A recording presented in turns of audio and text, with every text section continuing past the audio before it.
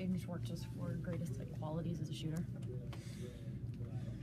Qualities as a person or shooter? Both are fine, but I was thinking more on the ice, but obviously.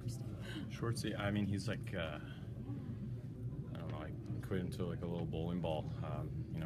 He gets out on the forecheck hard, and as a shooter, he kind of has the same qualities. I mean, he's quick, quick hands, can shoot it in stride, can pick his corners. I don't think he gives his shot enough credit himself. So, he does like to dish it too. But when he has that open shot, he can put it where he wants to. Have you noticed a difference in him between this year and last year, or this season and last season? From your perspective.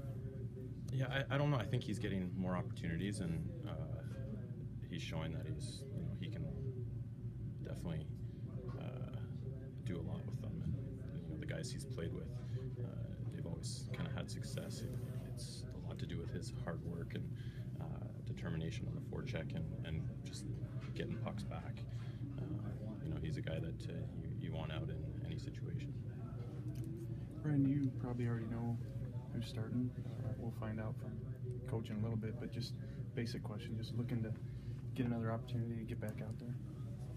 Yeah, I mean, we always say it. I mean, answers never change. It's just whenever you get that chance, you want to get out there and do your best.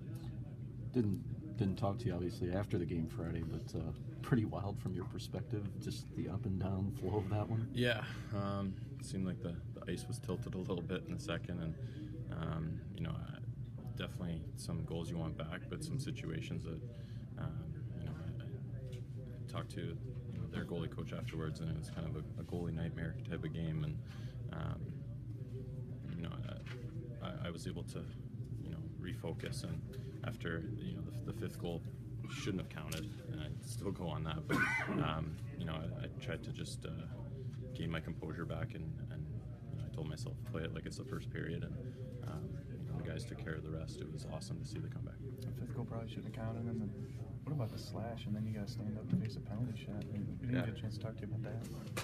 Yeah, I still haven't really seen it actually, but the guys that I've talked to said it was pretty apparent that it was a two-hand slash over the neck. So,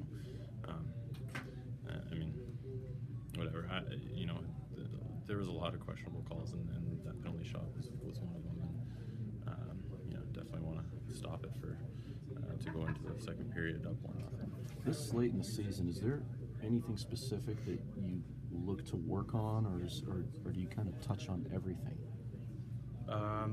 Yeah, I think it's just we've put so much work in over the past 6 months and 7 months that you have to trust in that, and basically just have your focus on the puck and watch it into your body. And I think sometimes when the situation becomes bigger, or the stage comes bigger, then stuff doesn't slow down as easy as before. So you kind of have to slow it down and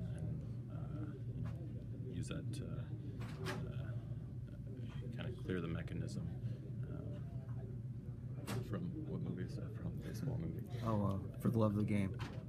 Love of the Game with Kevin Costner. Yeah. So that's kind of what you need to do, is just kind of get everything out of your mind and really just focus on that puck, and that's our job, and everybody else's job is to help you take care of that and move it the other way. This last stretch of games for you played well and had some good stretches, but like that Dallas game, there might be a thing here, a thing there that popped up that made things difficult. Just how do you look at your play, say the last 5 or 6 games? Yeah, you have to kind of take it all in stride. I mean, there's a couple games thrown in there that you don't want to think about, and as personally and as a team that didn't go our way, but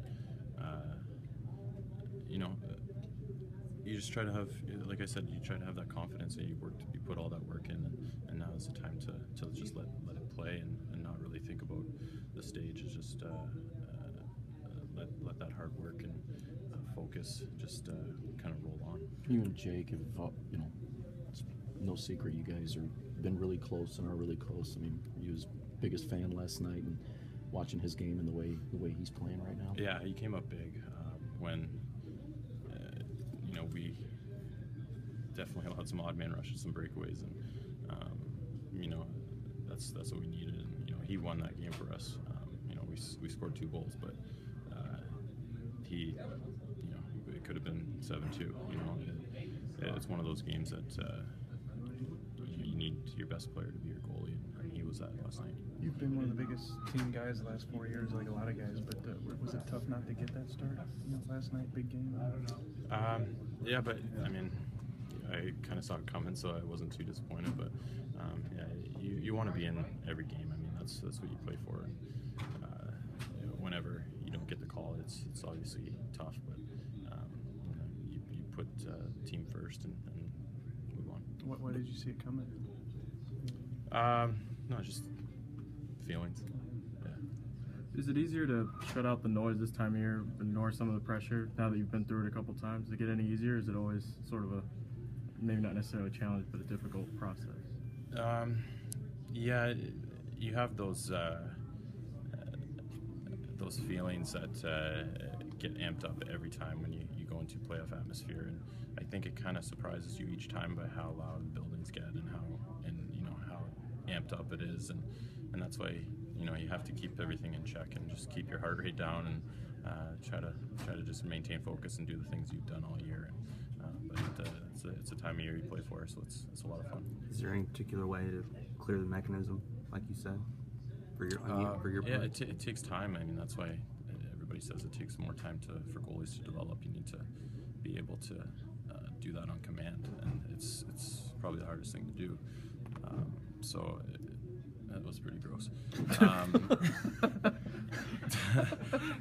So some stuff like that you have to ignore. Yeah, that's what we play for, and that's our job. So that's what makes it so rewarding in the end. Brian, everybody on the outside, I know you don't care about the outside, wants to read into each start, who's getting each start. They just said a week ago that you're the guy. Is it hard for you not to read into things, or you just based on what they tell you? I mean, there's an inside voice and an outside voice, so I'm not. I have my own feelings, so I'll keep them to myself.